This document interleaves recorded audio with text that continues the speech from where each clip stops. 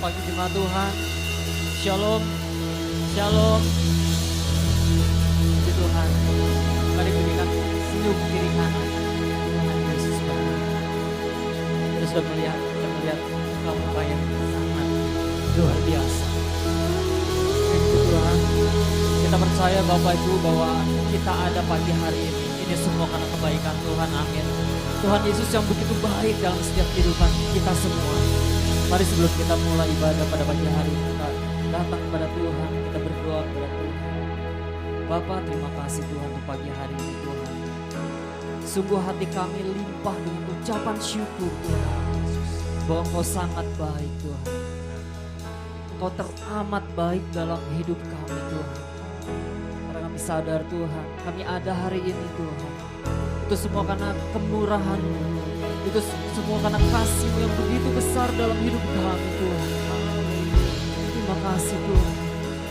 Terima kasih Yesus. Bawa penyembahan kami Tuhan. Mari Bapak Ibu, bawa ucapan syukur. Mari menyembah Tuhan. Betapa baiknya Engkau dalam hidup kami. Betapa dahsyatnya Engkau Tuhan. Betapa mulianya Engkau Tuhan. Sungguh kami bersyukur. Sungguh kami bersyukur.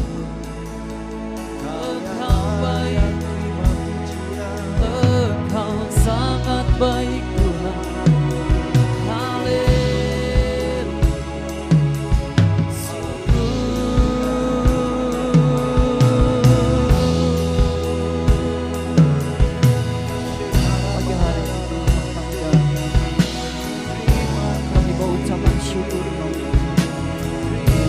Penyembahan kami. Terima kasih Tuhan. Terima kasih Bapa. Terima kasih Yesus buat segala kebaikan-Mu. Haleluya. Haleluya. Yesus. Saya percaya pagi hari ini Tuhan, Kau berikan kebaikan-Mu dalam setiap hidup kami. Bahkan setiap hidup kami, hari demi hari, mengalami kebaikan-Mu yang begitu besar dalam hidup kami. Mari Bapak Ibu, mari katakan bersama. Engkau baik, Engkau baik, Engkau sungguh baik Tuhan.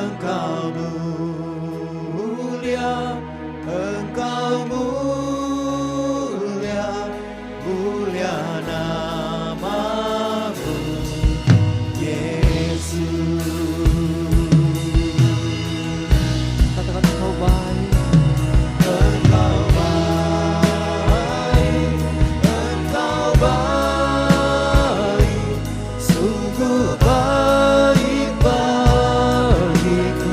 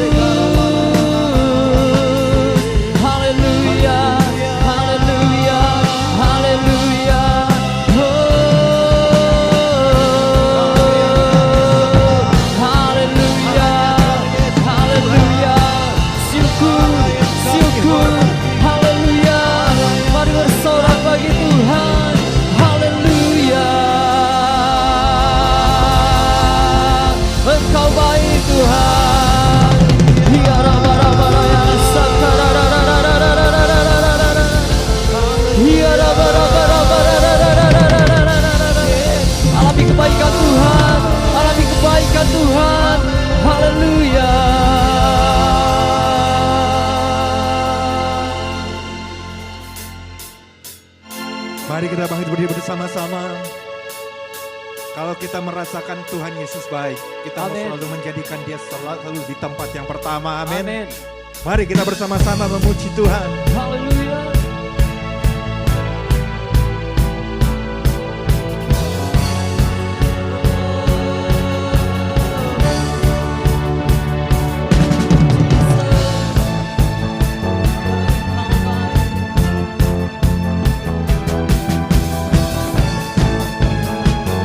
Mari bersyukur Tuhan. Haleluya.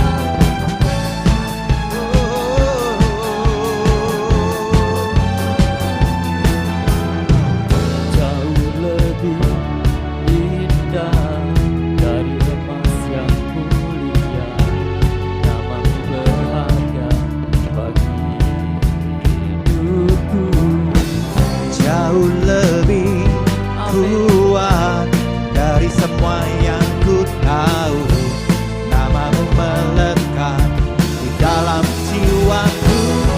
Namamu selalu ada di tempat pertama di hatiku dan selalu menjadi yang utama di hidupku. Dimanapun ku berada tak akan berubah. Namamu selalu berada di tempat pertama. Haleluya.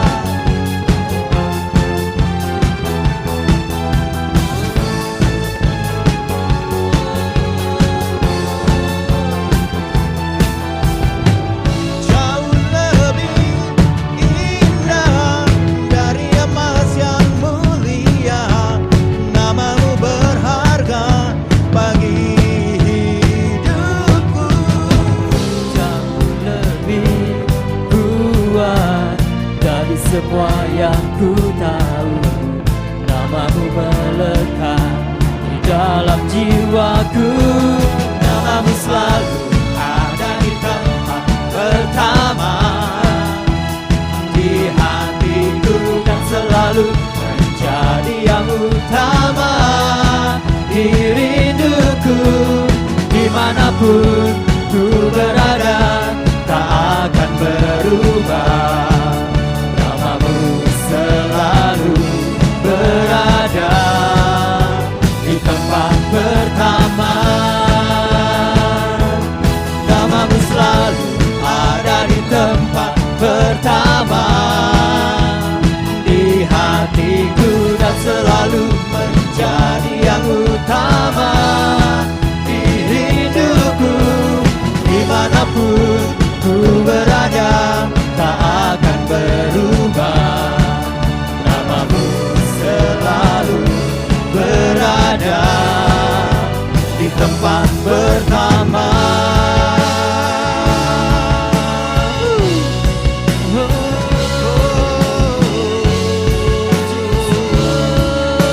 Kau yang pertama. Haleluya.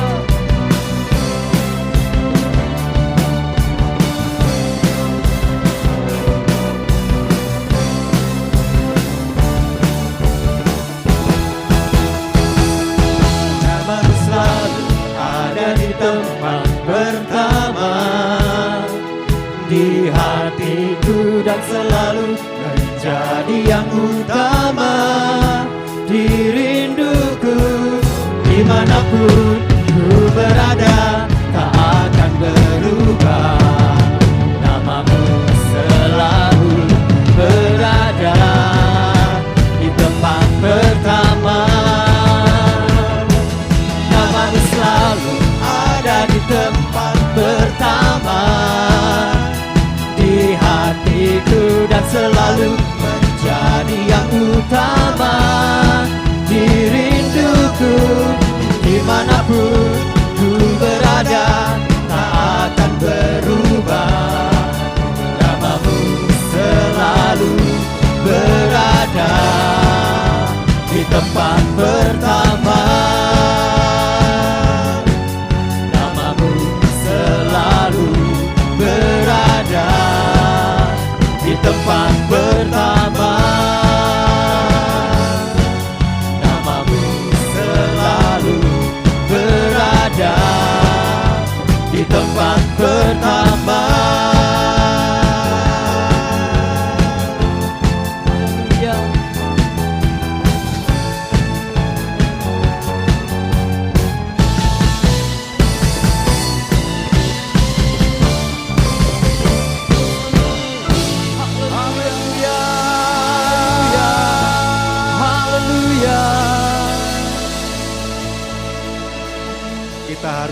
bangga punya Tuhan yang dahsyat, amin. Amin. Tuhan yang menyertai setiap kita, Amin. dulu, sekarang, selama-lamanya. Itu janji Tuhan buat Amin, kita, amin. amin. Karenanya kita tahu bahwa hanya Dia yang terbaik, amin. Amin. Tidak ada yang lain. Amin. Puji Tuhan, silakan duduk Bapak Ibu. Biarlah kita terus mengarahkan hati kita, mata kita tertuju kepada Dia. Dan terus berlari di dalam tujuannya Tuhan. Apa yang pernah terjadi di belakang, mari kita lupakan itu. Kita terus arahkan hati kita, mata kita hanya kepada Yesus. Apapun mungkin hari-hari ini masalah yang sedang kau hadapi, tantangan, pergumulan yang berat. Jangan itu menjadi halangan. Sebesar apapun masalah yang kau hadapi, tetap fokus hanya kepada Tuhan Yesus. Karena Dialah sumber kekuatan kita, Dialah sumber pertolongan kita. Tidak ada yang lain, hanya Dia yang terbaik, yang akan memberikan segalanya bagi kita anak-anaknya. Haleluya.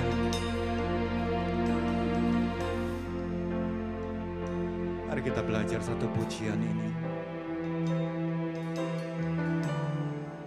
Thank you Jesus. Thank you Lord.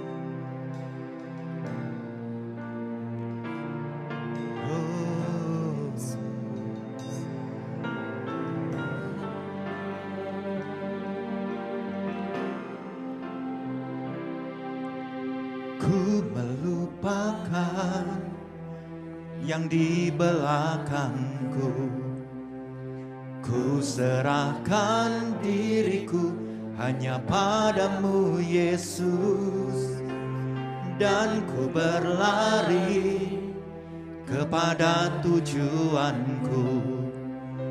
Kau beriku hari yang baru, yang lama telah berlalu.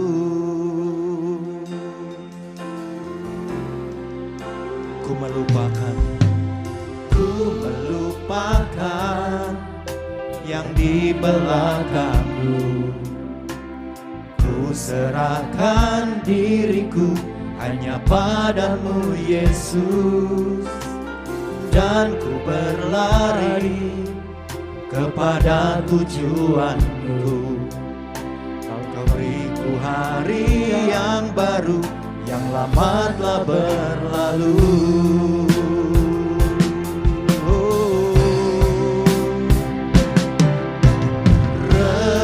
Rencanamu oh Tuhan, indah bagiku, tak terbatas oleh pikiranku. Firman-Mu ya dan amin, sumber kekuatan, Kau pengharapanku, Kau terbaik bagiku.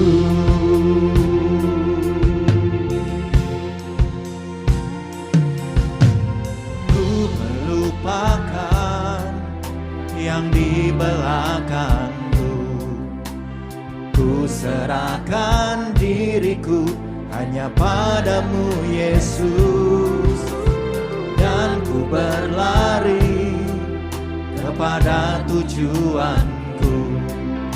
Kau beriku hari yang baru, yang lama telah berlalu.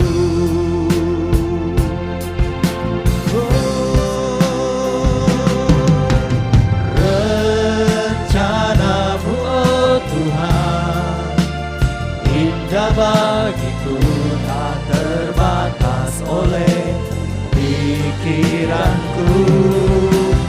Firman-Mu ya dan amin, sumber kekuatan, Kau pengharapanku, Kau terbaik bagiku.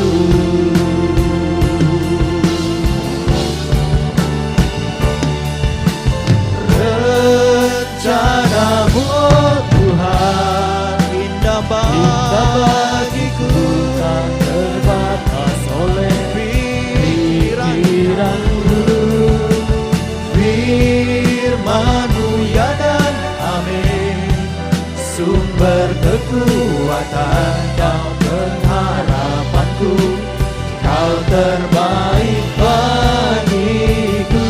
Kau terbaik bagiku. Kau terbaik bagiku.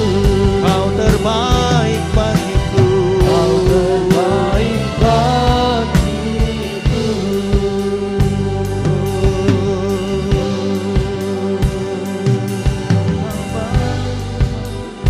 Kau terbaik Tuhan, sungguh Kau yang terbaik.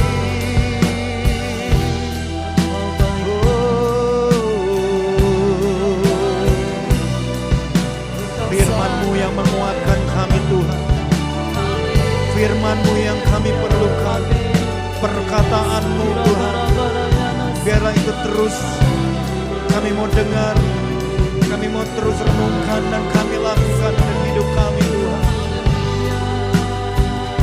Karena firman-Mu lah yang selalu memberikan kekuatan bagi kami. Oh Yesus, kami perlu perkataan-Mu. Berfirmanlah Tuhan, berfirmanlah. Yesus, Kau yang kami perlu. Haleluya.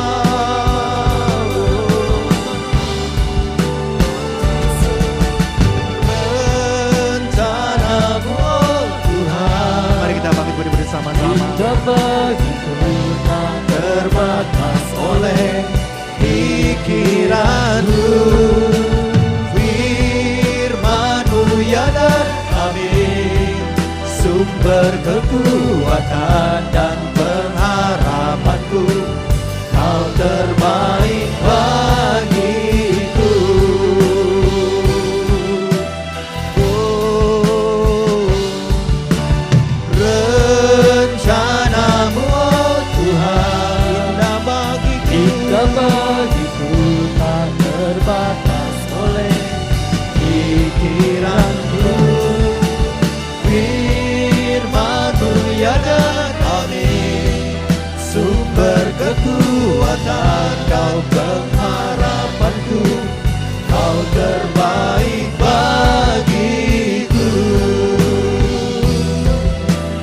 Kau terbaik bagiku. Kau terbaik bagiku.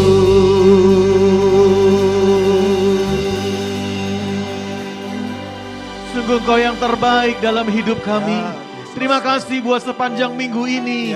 Tuhan memberkati kami, Tuhan melindungi dan menyertai setiap kami. Terima kasih buat tuntunan Tuhan. Terima kasih buat kasih dan rahmat Tuhan yang selalu baru setiap hari. Kami mengucap syukur buat kemurahan-Mu. Bahkan hari ini kami berkata terima kasih buat hadirat Tuhan yang senantiasa menguatkan dan meneguhkan kami. Dan sebentar kami akan mendengarkan firman Tuhan. Urapi hamba-Mu dan semua kami di tempat ini. Berikan kami roh hikmat dan wahyu untuk kami bisa memahami dengan benar apa yang menjadi isi hati Tuhan dan kehendak Tuhan buat hidup kami. Terima kasih Bapa di surga, kami mengucap syukur. Kami sambut firman Tuhan dengan sukacita. Dalam nama Tuhan Yesus Kristus, setiap kita yang siap terima kebenaran firman Tuhan, mari sama-sama kita berkata, amin. Tepuk tangan buat Tuhan kita, haleluya. Silakan duduk Bapak Ibu Saudara yang terkasih dalam Tuhan Yesus Kristus. Selamat pagi semuanya, shalom. Apa kabar hari ini? Luar biasa, puji Tuhan. Saya percaya semua karena anugerah Tuhan, amin. Nah saudara, hari ini saya ingin menyampaikan firman Tuhan di ibadah yang kedua. Tadi ibadah pertama saya bicara tentang serba sedikit. Dan ibadah kedua saya rindu menyampaikan tentang evergreen, judul khotbah saya ya. Apa itu evergreen? Evergreen merupakan ungkapan dalam bahasa Inggris yang seringkali diterjemahkan dalam bahasa Indonesia yang punya arti tumbuhan hijau abadi ya. Jadi dalam sehari-hari kita selalu relevan, dalam sehari-hari seringkali kita mendengar dengan kata nggak pernah ada kadaluarsanya. Atau bahasa gaulnya, nggak ada matinya. Nah itu ya, kita akan bahas sama-sama dan seperti yang tertulis dalam kitab Mazmur pasal yang pertama ayat yang ketiga. Di situ firman Tuhan berkata, ia seperti pohon yang ditanam di tepi aliran air, yang menghasilkan buahnya pada musimnya dan yang tidak layu daunnya. Nah kira-kira gitu ya, evergreen itu tidak layu daunnya. Jadi selalu hijau, tidak pernah layu daunnya. Nah saudara, kalau kita bicara tentang yang selalu hijau, nggak ada matinya, nggak pernah layu daunnya. Ada satu tokoh di Alkitab yang kita bisa pelajari hidupnya sama-sama dan orang itu bernama Kaleb. Ya, orang itu bernama Kaleb. Kita lihat sama-sama dalam firman Tuhan dalam Yosua pasalnya yang ke-14. Yosua pasalnya yang ke-14 ayatnya yang ke-10 sampai dengan ayatnya yang ke-11. Yosua pasal 14 ayatnya yang ke-10 sampai dengan ayatnya yang ke-11. Kita akan lihat apa yang menjadi rahasia dari seorang yang bernama Kaleb. Yosua 14 ayat yang ke-10, Yosua 14 ayatnya yang ke-10. Firman Tuhan berkata demikian. Jadi sekarang sesungguhnya Tuhan telah memelihara hidupku seperti yang dijanjikannya. Kini sudah 45 tahun lamanya sejak diucapkan Tuhan firman itu kepada Musa. Dan selama itu orang Israel mengembara di padang gurun. Jadi sekarang telah berumur 85 tahun aku hari ini. Garis bawahi kata 85 tahun. Ayat 11 dikatakan, pada waktu 85 tahun, pada waktu ini aku masih sama kuat. Katakan sama saya, sama kuat. Sama kuat seperti pada waktu aku disuruh Musa, seperti kekuatanku pada waktu itu, demikianlah kekuatanku sekarang untuk berperang dan untuk keluar masuk. Jadi kita tahu dari ayat firman Tuhan yang kita baca bahwa Kaleb adalah orang yang kita bisa simpulkan gak ada matinya ini orang. Artinya punya kekuatan yang luar biasa. Bahkan pada waktu itu Kaleb mendapat bagian yang tempatnya namanya Hebron. Dan kita tahu Hebron adalah satu tempat yang diisi oleh orang-orang yang besar-besar. Bahkan itu tempat yang sangat sulit untuk ditaklukkan. Tapi tempat yang sulit untuk ditaklukkan ternyata bukan jatah yang muda-muda, tapi diberikan kepada Kaleb yang artinya dia masih punya kekuatan yang luar biasa sekalipun usianya sudah sangat lanjut. Dan yang saya ingin soroti adalah dia masih memiliki bukan sekedar kekuatan secara fisik, tapi kekuatan secara rohaninya juga luar biasa, saudara ya. Jadi hari ini kita akan soroti apa sih yang bikin Kaleb itu jadi tetap kuat, nggak ada matinya. Bahkan dia selalu berkata, saya masih memiliki kekuatan yang sama dengan pada waktu Musa memerintahkan saya untuk mengintai tanah perjanjian. Kadang kita ini seringkali masih muda tapi merasa tua, saudara. Tapi Kaleb ini beda, saudara. Sekalipun tua tapi dia bukan cuma merasa, memang benar-benar dia itu luar biasa, memiliki kekuatan yang stamina rohaninya luar biasa. Saya percaya dalam mengiring Tuhan kan kita nggak seperti lari cepat, lari sprint. Kalau lari sprint cuma lari 100 meter, 200 meter, 400 meter selesai. Kekuatan kita fullkan di awal, langsung setelah itu finish. Tapi bicara rohani ini bicara maraton, saudara. Ya, artinya kita lari berpuluh-puluh, berbelas, bahkan berpuluh-puluh kilometer. Artinya butuhkan sebuah stamina rohani dan kekuatan rohani yang begitu luar biasa. Dan ternyata ini Kaleb tunjukkan. Bahwa dia betul-betul memiliki kekuatan yang sama. Dia berkata, saya masih sama kuat seperti dulu. Dan ternyata bukan cuma kekuatan itu, tapi kekuatan rohaninya juga luar biasa. Dia masih memiliki kekuatan yang sama. Ada orang Kristen yang kuat di awal pada saat mengiring Tuhan. kuat semangatnya dalam mengiring Tuhan hanya pada saat pulang KKR. Nah itu banyak saudara ya. Habis pulang KKR udah gak kuat lagi. Ada yang kayak gitu. Ada orang Kristen yang kuat setelah pulang retret saudara ya. Apinya cuma seminggu aja. Habis itu layu lagi saudara ya. Ada orang Kristen yang kuatnya pas pulang ibadah ya. Habis itu besoknya kumat lagi, makanya ada Kristen tomat ya, hari Minggu tobat, hari Senin kumat saudara ya. Jadi kuatannya cuma sampai di situ. Tapi hari ini kita bisa lihat dan kita bisa pelajari apa sih yang dalam diri Kaleb sehingga dia kekuatannya itu begitu stabil, begitu tidak ada layunya dan dia masih berkata saya masih sama kuat dengan puluhan tahun yang lalu. Nah kalau saya buka di Alkitab ternyata kuncinya cuma satu. Jadi poin khotbah saya hari ini cuma satu.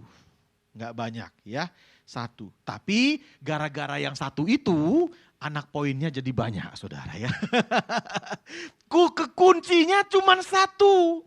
Tapi dampak dari yang satu itu, nah itu dampaknya ini yang kita bisa pelajari. Apa sih kekuatan yang menjadi rahasia daripada kekuatan Kaleb? Coba kita lihat saudara di ayatnya yang ke-8. Nah di sini kita akan ketemu rahasianya.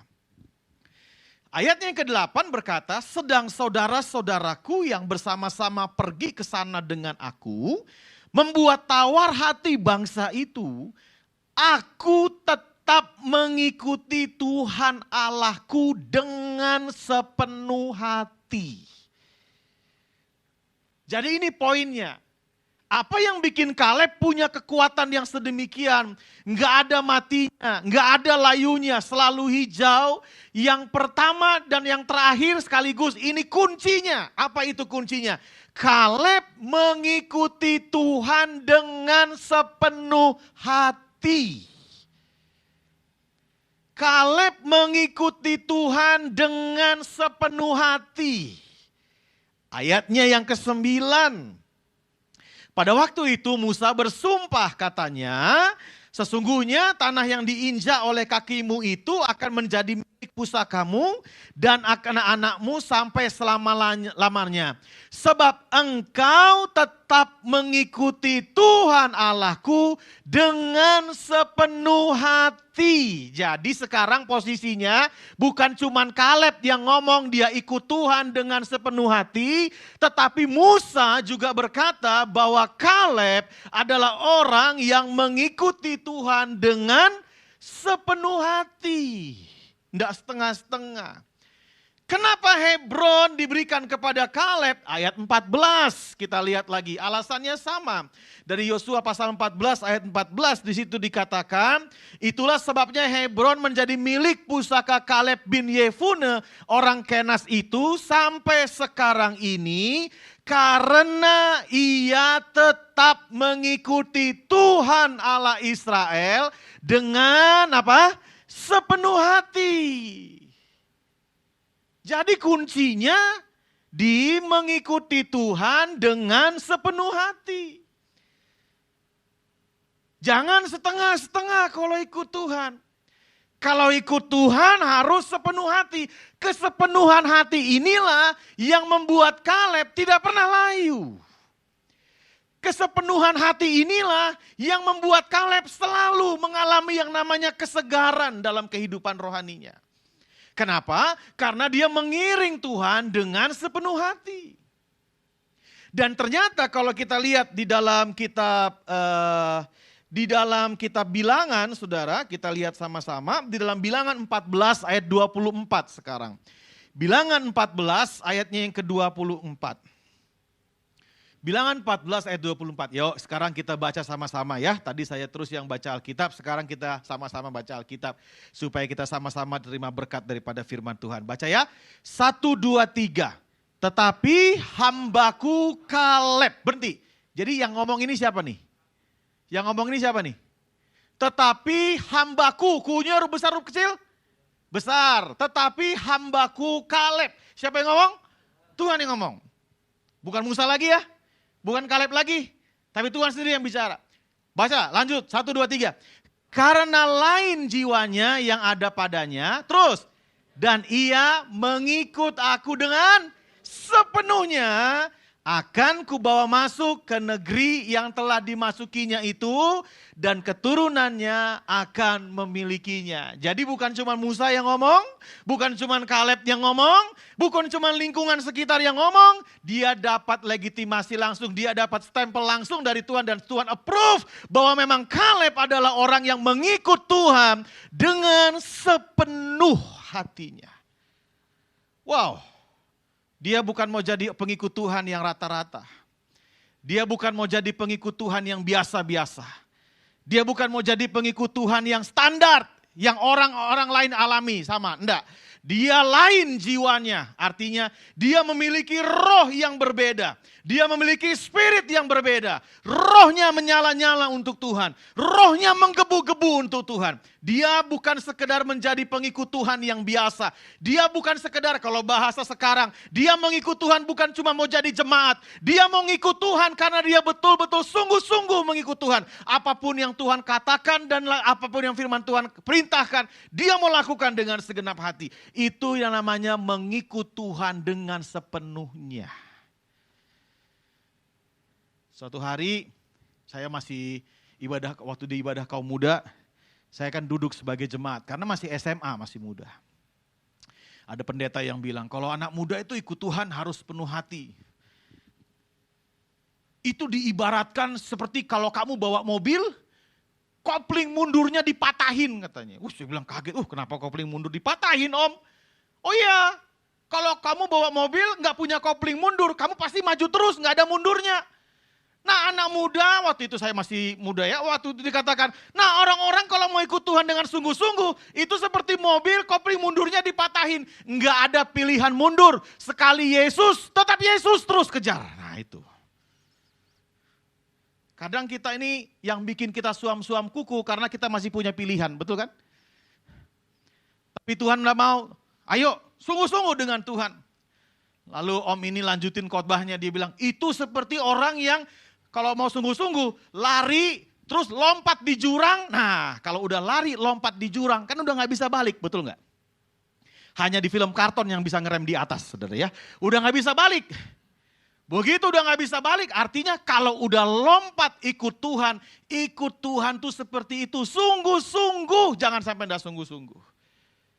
Yang bikin kita lemah tuh karena seringkali kita gak ikut Tuhan dengan sungguh-sungguh. Karena saya percaya waktu kita ikut Tuhan dengan sungguh-sungguh, Alkitab berkata orang yang menantikan Tuhan, yang menaruh harapannya pada Tuhan, dia akan menerima kekuatan yang baru. Karena sungguh-sungguh harapan dia, benteng pertahanannya, segala sesuatunya ada di dalam Tuhan. Nah kesungguhan inilah yang bikin dia menerima kekuatan yang baru. Tapi kalau kita tidak sungguh-sungguh, kita seringkali pakai kekuatan kita sendiri, kita mengandalkan kekuatan kita, justru itu yang bikin kita jadi lemah. Justru itu yang bikin kita semakin hari semakin lemah, bukan semakin hari semakin kuat. Dan firman Tuhan menggambarkan orang yang sungguh-sungguh, itu seperti Mazmur pasal 92. Mazmur 92 ayatnya yang ke-12. Mazmur 92 ayatnya yang ke-12, ayat 13 berarti. Kita mulai Mazmur 92, ya dari kata orang benar ya. Firman Tuhan berkata begini, orang benar akan bertunas seperti pohon korma. Akan tumbuh subur seperti pohon aras di Libanon. Mereka yang ditanam di bait Tuhan akan bertunas di pelataran Allah kita. Katakan sama saya ditanam. 1, 2, 3 ditanam. Sekali lagi 1, 2, 3 ditanam. Orang benar itu ditanam. Bukan dikubur. Beda. Kalau dikubur udah selesai. Seperti lagu tadi. Aku melupakan apa yang ada di belakangku. Beres kan dikubur. Segala sesuatu yang kita kubur kita gak harapkan. Muncul sesuatu. Kita gak harapkan ada masa depan dari apa yang udah dikubur. Tapi kalau ditanam. Berarti waktu kita menanam sesuatu, kita mau apa yang kita tanam punya masa depan. Masa depannya adalah dia berakar, dia bertumbuh, dan dia menghasilkan buah. Betul gak saudara? Dan Tuhan menanam setiap orang benar. Tuhan menanam setiap orang yang sungguh-sungguh dengan Tuhan. Supaya apa? Supaya saudara dan saya bertunas di pelataran Allah kita. Dan firman Tuhan katakan supaya firman Tuhan berkata pada masa tua pun mereka yang ditanam itu, yang sungguh-sungguh dengan Tuhan itu, pada masa tua pun mereka masih berbuah menjadi gemuk dan segar untuk memberitakan bahwa Tuhan itu benar, bahwa ia gunung batuku dan tidak ada kecurangan padanya. Orang yang benar, orang yang sungguh-sungguh dengan Tuhan akan tetap menghasilkan buah sekalipun sudah usia lanjut. Amin. Saya enggak cuma ngomong usia lanjut secara fisik, saya juga bicara secara rohani. Karena seringkali ada orang berkata, saya sudah bertobat 40 tahun yang lalu Pak. Tapi ternyata belum menghasilkan buah dalam kehidupan.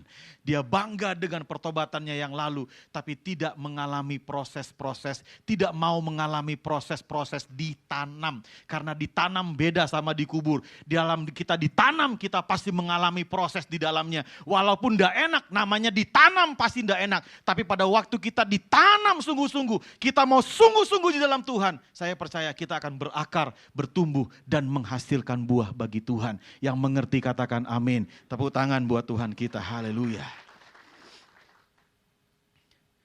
Orang yang sungguh-sungguh, yang sepenuh hati dengan Tuhan, itu digambarkan juga seperti dalam Yeremia pasal 17 ayat yang ke-7 dan ayat yang ke-8. Yeremia 17 ayat yang ke-7 sampai dengan ayat yang ke-8. Firman Tuhan berkata, diberkatilah orang yang mengandalkan Tuhan. Orang yang menaruh harapannya pada Tuhan. Saya percaya kalau kita sungguh-sungguh dengan Tuhan, maka kita adalah orang yang mengandalkan Tuhan. Maka kita adalah orang yang menaruh harapan kita kepada Tuhan.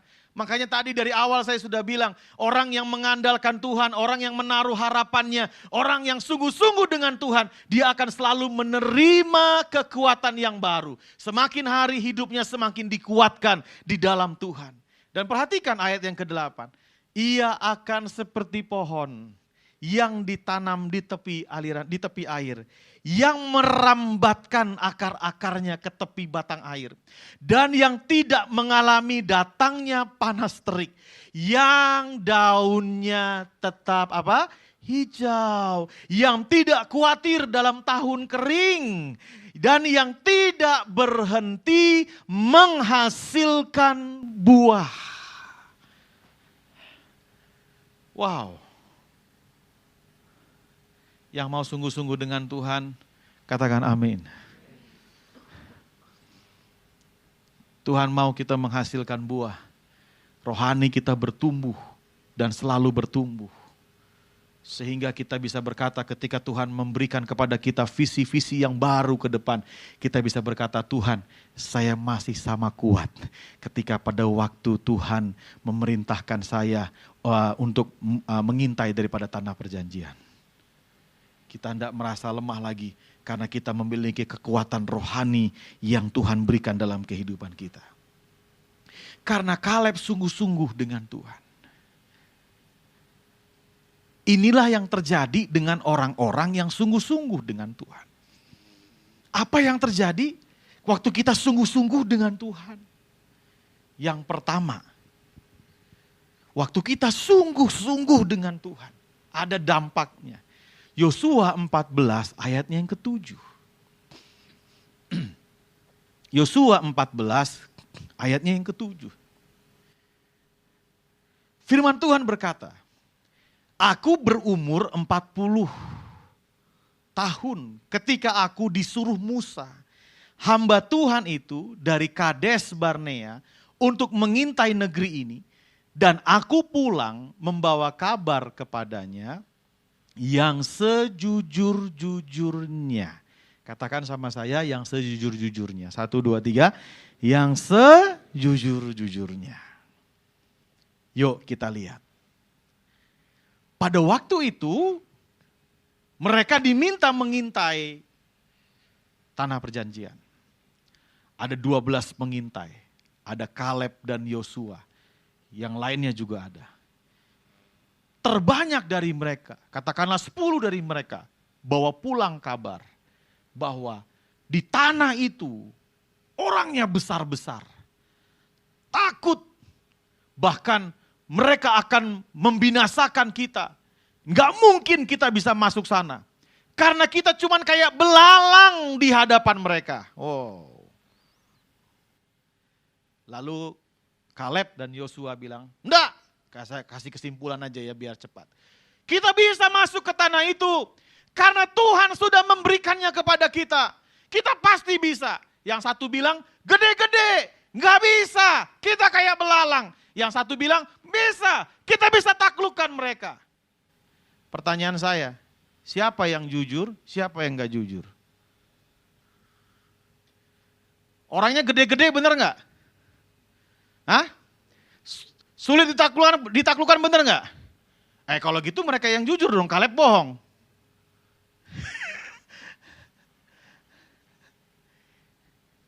Siapa yang jujur, siapa yang nggak jujur? Regu A, siapa yang jujur? Regu B, siapa yang jujur? Boleh nggak saya ambil kesimpulan gini? Tergantung dari cara kita melihatnya, betul kan? Kita bisa berdebat hari ini siapa yang jujur dan gak jujur. Sampai ayam tumbuh gigi gak selesai perdebatan, saudara. Sampai pada akhirnya kita bisa memutuskan bahwa mari kita sama-sama melihat dari sudut pandang kita. Ketika saya berkata, saya mengangkat tangan saya. Bapak Ibu di antara saudara akan berkata, Pak Ade sedang mengangkat tangan kiri Pak Ade. Karena di hadapan Bapak Ibu, sudut pandang Bapak Ibu, yang tangan yang saya angkat adalah tangan kiri. Tetapi ketika orang di belakang saya, para singers dan worship leader, para pemusik yang bersama-sama berdiri dengan saya di depan sini, waktu saya berkata, mari kita angkat tangan, mereka akan berkata, Pak Ade sedang mengangkat tangan kanannya.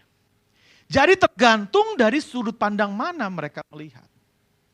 Nah, saya percaya begini, yang Kaleb lihat, Kaleb nggak punya sudut pandang yang berbeda dengan 10 orang pengintai yang lain, betul kan? Yang pengintai ini salah nggak? Nggak salah, memang itu yang mereka lihat. Tapi Kaleb walaupun melihat hal yang sama, gede-gede, kita kayak belalang, tapi cara dia melihat, sudut pandang dia melihat beda. Makanya saya percaya inilah yang terjadi ketika saudara dan saya sungguh-sungguh dengan Tuhan. Apa yang terjadi di hidup kita? Tuhan merubah sudut pandang saudara sehingga saudara tidak lagi sama dalam melihat masalah. Sehingga saudara dan saya tidak lagi sama dalam melihat persoalan. Sehingga saudara dan saya tidak lagi sama dalam melihat setiap pergumulan dengan kebanyakan orang. Kita sebagai orang-orang yang takut akan Tuhan, yang sungguh-sungguh dengan Tuhan, kita akan melihat semuanya itu dari kacamata dan sudut pandang yang berbeda. Makanya saya bisa ketemu orang punya masalah yang sama. Tapi iman mereka seringkali menunjukkan reaksi yang berbeda. Ketika mereka cuma menjadi orang Kristen yang biasa-biasa, cara mereka melihat sesuatu dan meresponi sesuatu, enggak ubahnya dengan cara orang duniawi. Tapi ketika ada orang yang sungguh-sungguh dengan Tuhan, cara mereka melihat sesuatu sangat berbeda dengan cara-cara dunia. Sangat berbeda dengan orang-orang yang tidak takut akan Tuhan. Sudut pandangnya diubahkan. Beda. Makanya seringkali orang-orang yang sungguh-sungguh dengan Tuhan, kadang-kadang ketika kita menasehati orang yang belum sungguh-sungguh dengan Tuhan, kita bisa berkata, Bu, sabar, bersyukur. Orang yang enggak sungguh-sungguh bisa bilang gini, apanya yang bersyukur Pak? Bapak mah enak tuh kan, selalu begitu reaksinya. Bapak mah enak, enggak ngalamin masalah yang seperti saya alami. Tuh, susah. Kalau orang belum sungguh-sungguh, matanya enggak melihat dari sisi pandangnya Tuhan. Dia masih melihat apa yang di depan mata. Yang dia lihat masalah yang besar. Diajak bersyukur susah. Karena cara pandangnya beda. Itu makanya ketika ada satu orang yang bernama Goliat yang mengolok-olok Tuhan, itu semua prajurit yang terlatih gemetarnya luar biasa. Karena yang dia lihat, ini orang gede banget, ini orang punya suara lantang banget. Kita bisa ditelan sama mereka, mereka ketakutan luar biasa. Pasukan yang terlatih sekalipun ketakutan luar biasa. Tapi perhatikan, ada satu orang yang bernama Daud, seorang gembala. Orang bilang dia masih muda. Mungkin tingginya tidak seperti jauh di bawah Goliat. Tapi apa yang terjadi? Daud melihat dari sudut pandang yang berbeda. Sehingga Daud bisa berkata, siapa ini orang yang gak bersunat, yang berani-beraninya mencelekkan, yang berani-beraninya mencemooh barisan daripada Tuhan Allah kita. Lalu Daud maju menghadapi itu. Ketika orang lihat masalah, orang penuh dengan ketakutan. Tapi orang yang takut akan Tuhan, orang yang sungguh-sungguh dengan Tuhan, dia bisa berkata, aku punya Tuhan yang besar. Orang bilang, lu gak usah ngayal deh. Masalah lu tuh kayak gini. Gak mungkin. Mau lewat bagaimana juga gak mungkin. Dia bisa berkata, yang telah berjanji dan sanggup menggenapi. Lain responnya. Kenapa? Sudut pandangnya berbeda. Yang mengerti katakan amin. Suatu hari, ada satu hamba Tuhan yang sakit. Dia harus cuci darah 1 minggu, mungkin hampir 2 kali kalau tidak salah cuci darah. Lalu singkat cerita, kita percaya dong, kalau namanya sakit, semua pasti pengen sembuh. Banyak orang mendoakan kesembuhan orang ini. Karena dia hamba Tuhan yang luar biasa, punya anak-anak rohani yang banyak. Suatu ketika dia menulis artikel di sebuah majalah. Saya penasaran, saya baca artikelnya apa. Ternyata di artikel itu dia tulis. Dia berkata kepada Tuhan, Tuhan, jangan angkat penyakit saya sampai Tuhan melihat rupa Kristus nyata di hidup saya. Jangan, bahasa sederhananya gini, jangan angkat penderitaan saya sampai saya melihat rupa Yesus, karakter Yesus. Sampai Tuhan melihat karakter Yesus nyata di hidup saya. Saya mau kasih tahu, yang bisa doa dan ngomong kayak gini, cuma orang yang sudut pandangnya sudah diubahkan. Yang mengerti katakan amin. Kita dari luar cuma bisa geleng-geleng kepala. Kok kamu beda? Kok cara melihat kamu beda? Kita semua pengen dia sembuh. Tapi dia selalu berkata, sampai rupa dan karakter Yesus nyata. Kalau emang lewat ini saya dibentuk dan dibentuk, disempurnakan oleh Tuhan. Biarlah sampai nyata. Jangan diangkat sampai karakter Yesus nyata di hidupnya. Sudut pandangnya diubah. Cara dia melihat sesuatu diubah. Itulah orang yang sungguh-sungguh dengan Tuhan. Yang mengerti katakan amin. Yang kedua. Apa dampak dari orang yang sungguh-sungguh dengan Tuhan? Yosua 14 ayatnya yang ke-12. Yosua 14 ayat yang ke-12 firman Tuhan berkata, oleh sebab itu berikanlah kepadaku pegunungan yang dijanjikan Tuhan pada waktu itu. Wow, orang yang sungguh-sungguh dengan Tuhan. Pertama, dia punya kekuatan megang janji Tuhan. Tuh saudara. Karena dia ngomong ini udah puluhan tahun berlalu, betul nggak saudara? Dia punya power, dia punya kekuatan untuk megang janji Tuhan. Ada banyak orang yang pegang firman Tuhan, pegang janji Tuhan cuman 1-2 minggu, cuman 1-2 bulan, cuman 1-2 tahun. Langsung berikutnya meragukan firman Tuhan, meragukan janji Tuhan, meragukan pribadi Tuhan. Tapi Kaleb karena sungguh-sungguh dengan Tuhan, dia bisa berkata, berikan tanah yang waktu itu Tuhan janji sama saya. Dia pegang janji Tuhan, saudara. Orang yang sungguh-sungguh dia akan mampu memegang janji Tuhan dengan begitu lama. Kenapa? Karena hanya orang yang sungguh-sungguh dengan Tuhan, dia pasti akan mengenal pribadi Tuhan. Dan tingkat pengenalan yang semakin naik membuat dia semakin kuat bisa memegang janji Tuhan. Sebab kita tidak akan pernah memegang janji seseorang kalau kita tidak kenal pribadi tersebut. Semakin kita kenal pribadi, semakin kita bisa pegang apa yang dia omongin. Betul nggak saudara?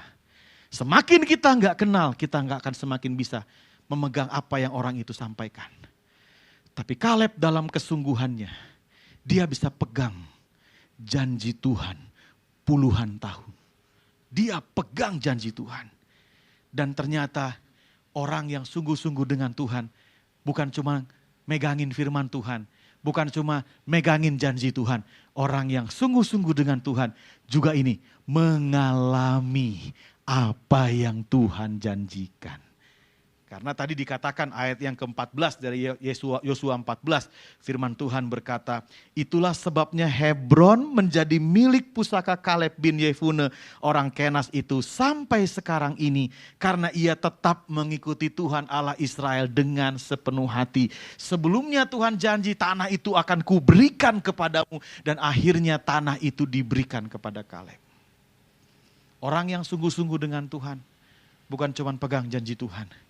Tapi orang yang sungguh-sungguh dengan Tuhan juga mampu melihat janji Tuhan nyata dalam kehidupannya.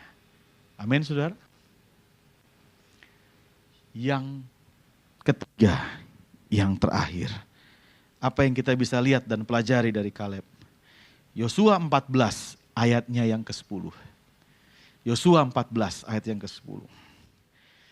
Jadi sekarang sesungguhnya Tuhan telah memelihara hidupku seperti yang dijanjikannya. Kini sudah 45 tahun lamanya sejak diucapkan Tuhan firman itu kepada Musa. Dan selama itu orang Israel mengembara di padang gurun. Jadi sekarang 85 tahun aku hari ini. Yang ketiga, apa yang dialami oleh orang yang sungguh-sungguh dengan Tuhan. Yang ketiga, kita akan mengalami pemeliharaan Tuhan. Kita akan mengalami pemeliharaan Tuhan. Saudara, pemeliharaan Tuhan bukan cuma bicara tentang ya kita dipelihara secara fisik. Pemeliharaan Tuhan juga bicara tentang aspek jiwa kita dipelihara. Makanya dalam kitab Mazmur berkata, Tuhan gembalaku, ya takkan kekurangan aku.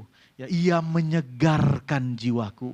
Ia membaringkan aku di padang yang berumput hijau. Tuhan menyegarkan jiwa kita. Dia memelihara kita. Jiwanya segar. Katakan jiwa segar. 1, 2, 3, jiwa segar. Saya percaya orang yang jiwanya segar, nggak mudah marah-marah saudara. Jiwanya segar. Ya, orang yang jiwanya segar, nggak sensitif. Ya, jiwanya seger, positif.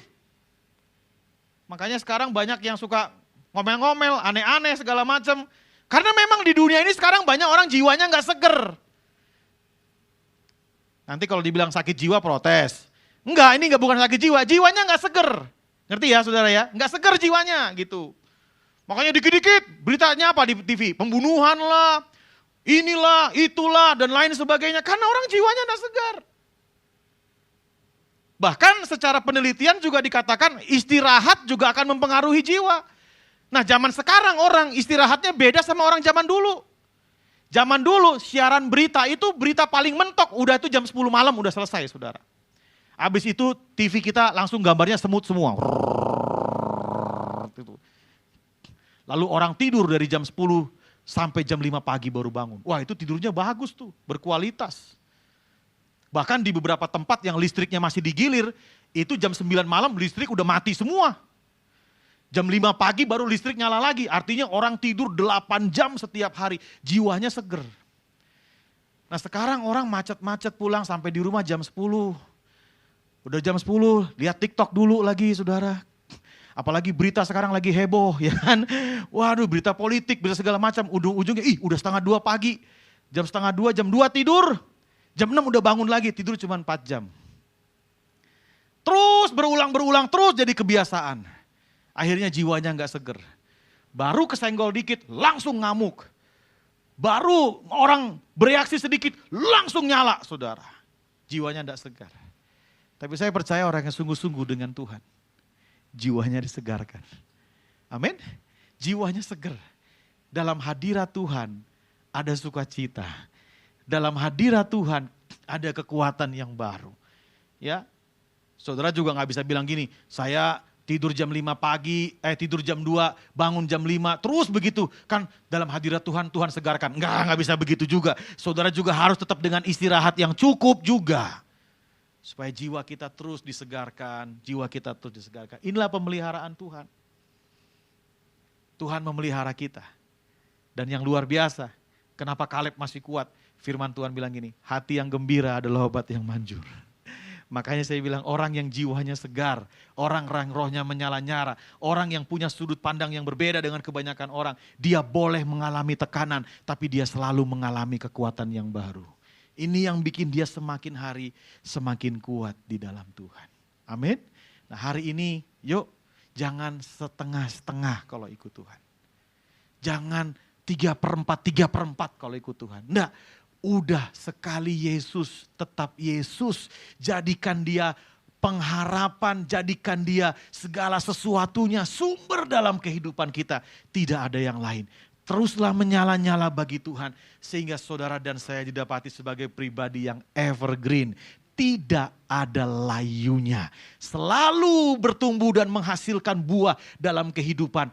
Bumi boleh segala musim kok boleh kita lalui. Mau itu musim panas terik, musim apapun kita bisa lalui. Tapi karena kita sungguh-sungguh kita dekat dengan sumber, maka kita dekat dengan yang namanya sumber kehidupan yang memberikan kita kehidupan sehingga kita digambarkan seperti pohon yang tidak layu daunnya dan terus menghasilkan buah apapun dalam musim-musim kehidupan kita.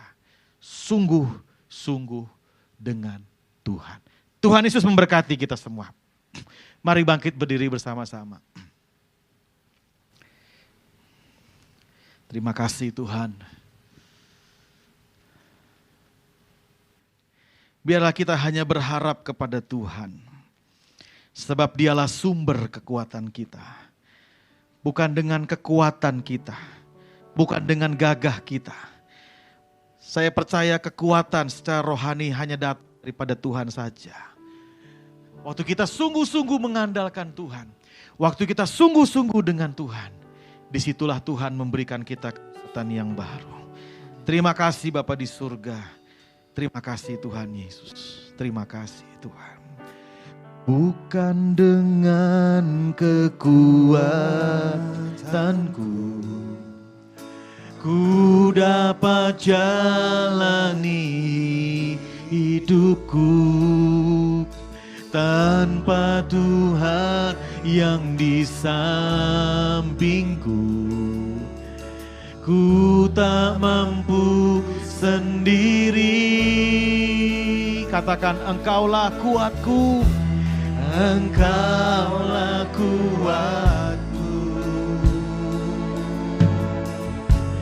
yang menopangku. Ku pandang wajah-Mu dan berseru, pertolonganku datang dari-Mu. Peganglah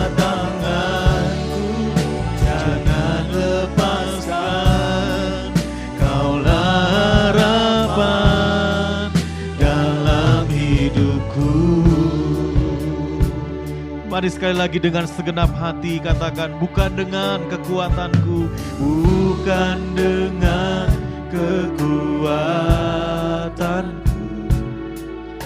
ku dapat jalani hidupku tanpa Tuhan yang di sampingku.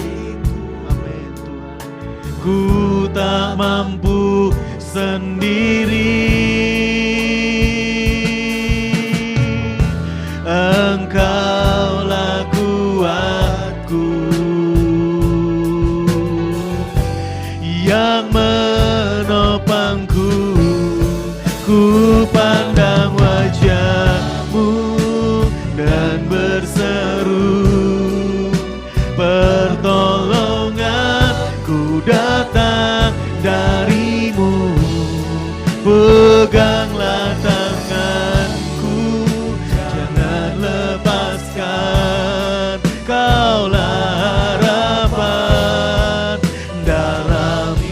ku pandang wajah-Mu Tuhan, dan berseru, pertolonganku datang dari-Mu. Peganglah tanganku, jangan lepaskan. Amin, amin, amin. Sekali lagi katakan, ku pandang wajah-Mu dan berseru, pertolonganku datang dari-Mu. Peganglah tanganku, jangan lepaskan. Kaulah harapan dalam hidup, Kaulah harapan, Kaulah harapan dalam. Sekali lagi, Kaulah harapan, Kaulah harapan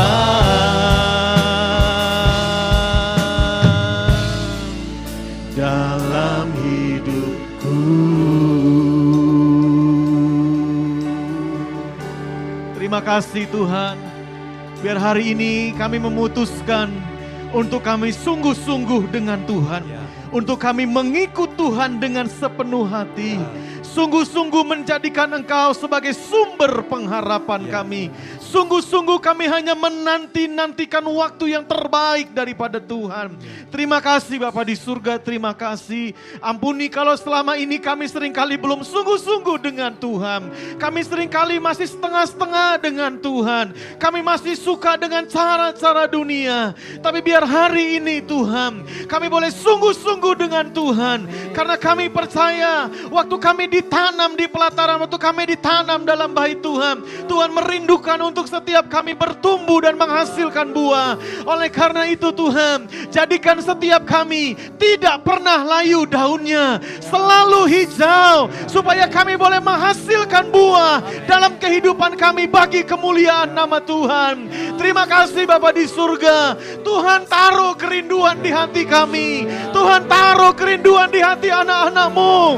Kami mau sungguh-sungguh dengan Tuhan, kami mau sungguh-sungguh, kami mau ikut Tuhan dengan sepenuh hati, dengan sepenuh hati ya Tuhan.